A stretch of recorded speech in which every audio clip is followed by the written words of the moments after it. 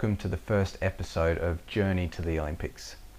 Over the next 10 months, you'll be following my progress and my journey towards competing for Australia at the 2012 Olympic Games.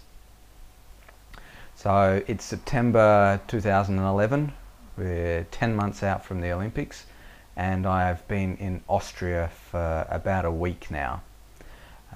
I shut up shop at home, quit my job and moved over to Austria with my girlfriend Danielle with the purpose of qualifying for the 2012 Olympics.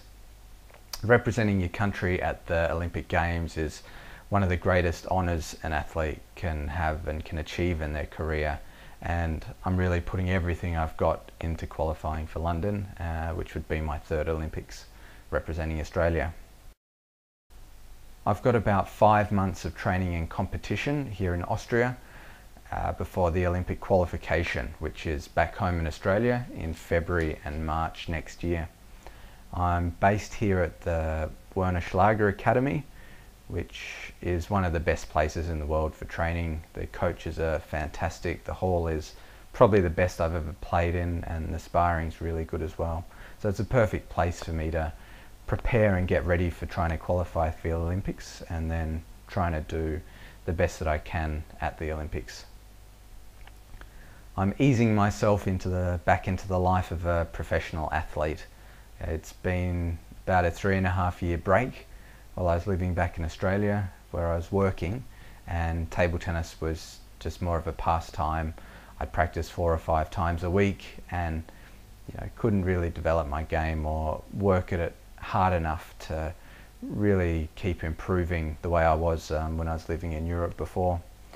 And I had a chat to the coaches here when I got here, and the risk of getting injured or hurting yourself, your body breaking down, is really big when you move from just doing a few sessions a week to doing 4 or 5 hours of training a day.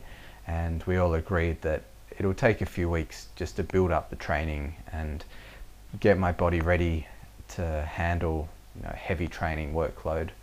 I'm playing for a team in the Austrian First Division, UTTC Oberwart, and we had our first matches on the weekend. I was still a bit jet lagged, still a bit tired and just acclimatizing to Austria, but I had alright results. I won 3 matches and lost 1, so I think things are heading in the right direction, and I've got 4 or 5 months before the qualification to get myself into the best form that I can.